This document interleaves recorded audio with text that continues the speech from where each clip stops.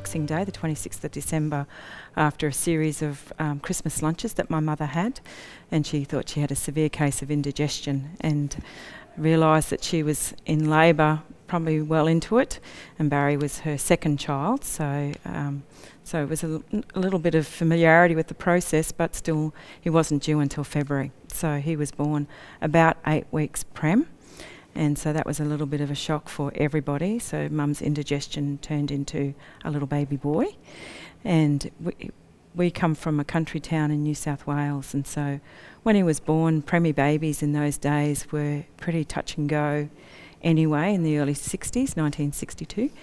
So when he was born, the doctors said, yes, he's a preemie baby, it's complicated, and realised pretty much straight away that he was different looking, and was told mum and dad that he was probably going to die, and put him in the nursery for babies, and mum and dad never got to see him, not allowed to touch him, and the doctor came back and told mum that they were feeding him in the nursery, and that she wouldn't need to see the baby, and mum just accepted that until about a day or so later, a friend of mum's who was one of the midwives there came and told mum that there was something wrong with the baby, and that she had been sneaking feeds because the doctor had said to all the nursing staff not to feed him and to let him die, and so that she'd been sneaking feeds to him during that time, and that was probably very distressing for a new mum to hear, but also that there was something wrong with him, not just being prem.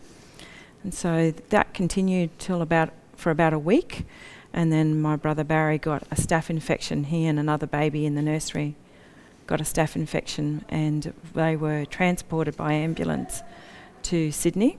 And mum and dad would often talk about the driving behind the ambulance all the way from the country town in Goulburn, where we came from, to Sydney, pulling up behind the ambulance, and the doctor and the nurse getting the babies out and saying to mum, here's your baby, and mum had never touched him, hadn't even really seen him to that point in time, and that would have been really awful for her. I think she's been handed this baby, transported to Sydney, effectively to die, I suspect, and not having had any contact with him, physical contact, since he was born. And that was the first time mum touched him, first time she got to nurse him, first time she got to cuddle him, and then he was whisked away for treatment, and then the other baby was a full-term healthy baby until the baby got the staph infection. That baby died, and Barry fought tooth and nail and survived. Then they started talking to mum and dad about him having something wrong with him, and so he went on to have a chromosomal analysis done, probably one of the first children in Australia perhaps to have a chromosomal analysis done, and it had to be sent to the States for analysis. They brought this baby home, and by all accounts just got on with it, and then it was time to get the results of the chromosomal analysis, so mum and dad drive to Sydney to get the results, to be told that he had Down syndrome, trisomy 21, and that they should have no problems having more children, which was pretty good because I was now in utero, and so that was a relief for them, I guess. And so I was born after Barry, 18 months after he was born. And I think even there was a lot of pressure on mum and dad to institutionalise him and not to have him at home, from the medical fraternity, from families and from the community. And but they brought him home, and he was part of our family. He was my older brother, but he was a skinny, wiry kid and was fairly active, but he suffered really constantly with ear infections, and by which stage mum was really a little bit reticent for any of us to go to the doctor, and in particular Barry. So he would have ear infections, and he suffered, and it was awful. Awful as a little kid to watch, and I would imagine awful as a parent to be party to, knowing that her other kids could have antibiotics but not him. So that was awful. And then as the years went on, his hearing deteriorated, and probably we didn't really notice that until he was in his mid-teens, and realised that his speech and language had also deteriorated, and from the ear infections. And I was, and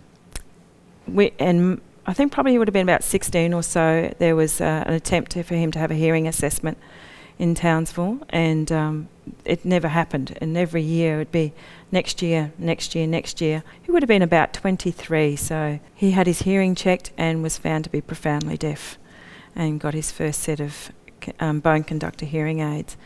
But that's a long time to wait, and a lot of language lost and a lot of time lost with family. And he was a very chatty, he's probably the most extroverted person in our family, and that's a lot of time not to hear things and to be part of our family life and friends, and he really enjoyed hearing planes again, and and music, because he loved music. So he had years of not hearing his favourite tunes, but when he got his hearing aids, that was great for him. So Barry's health became very complicated around the time he was 16, and he was seeing lots and lots of various doctors, and Mum and Dad were told that nothing could be done, nothing could be done, nothing could be done. And nothing could be done is really not sufficient, because 16, 17, 18, right through until his mid-20s, blood work would come and go, because that's what doctors would ask for. And it wasn't until they moved to Brisbane and got a new doctor, and the doctor was looking at his blood results over many years and realised that he had hypothyroidism that had not been treated. And that's just a matter of taking a tablet. For Barry, that was, I can't imagine how unwell he must have felt. And he didn't need to be. For Barry, he had, as I said, very complex health issues that became very apparent as when he was about 16. And we were told that he had a particular cardiac episode at school, and we got told that he only probably had a month to live. And so, nothing can be done or should be done, because it was, he was 16, he had Down syndrome. I'm 14, nearly 15, and I've got no really idea of what that meant, except for my brother was going to die next month, which was a little bit confronting. But he didn't die until he was 47. And so this idea of nothing could be done continued for another for decades. And whenever you'd go to a new specialist, they would look, and it was this, well, if we'd seen him 3 months ago or 3 years ago or 6 months ago or 6 years ago, we could have done X, Y, Z. But now we've gotten into the state we're in, nothing really can happen. And that's the message that we got all the way through his adult life. He had cataracts, and that's a surgical procedure that anybody I know who has had a cataract, except for my brother, can have surgery to have their cataracts removed. But if you leave a cataract for a very long time, which happened in his case, he's now blind because of the cataracts. That's actually a complicated surgical procedure now that actually is much more difficult to treat than when it first got identified. It would have been a much simpler procedure.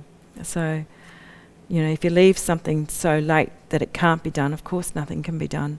But lots of times I think Barry experienced a level of indifference around the possibilities.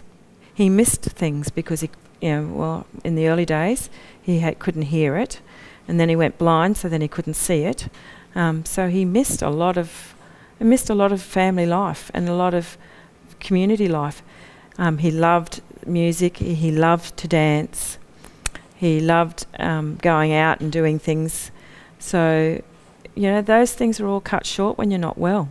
So, he loved line dancing, so you can only do a line dance for 3 to 5 minutes before he'd need to have a rest, as opposed to everybody else 3 to 5 hours. He also had a severe hernia that was very, very, very large, and that impacted on his well-being as well.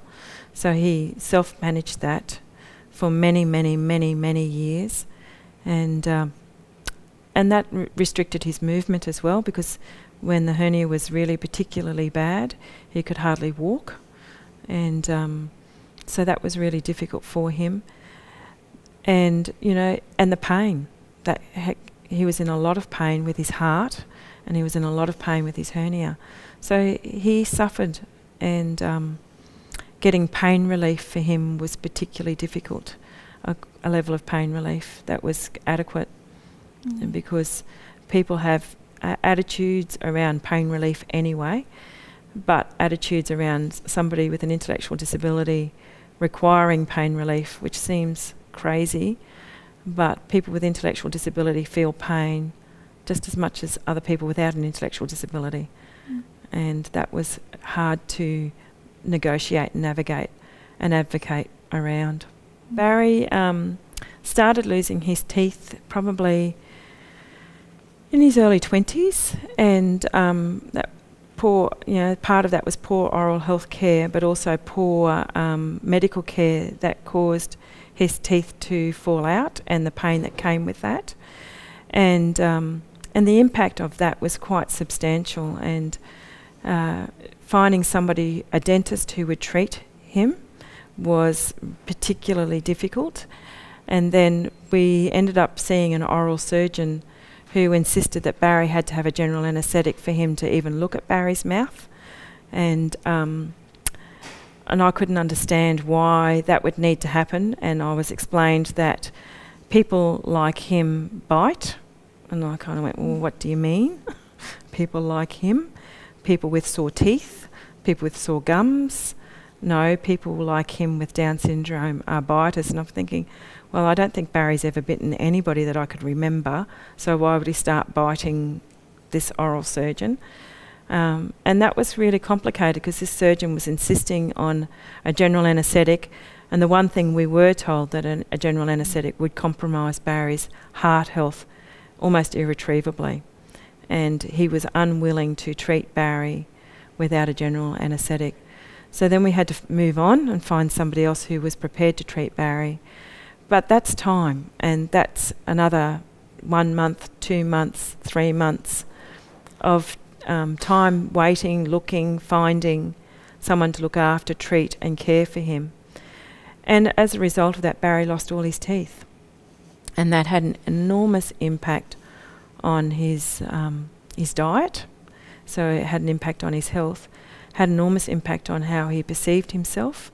He was now a man with no teeth, and that impacted on his self-esteem, impacted on his speech, impacted on his social engagement, had enormous impacts, and much more than just having healthy gums and healthy teeth, which I believe all could have been avoided.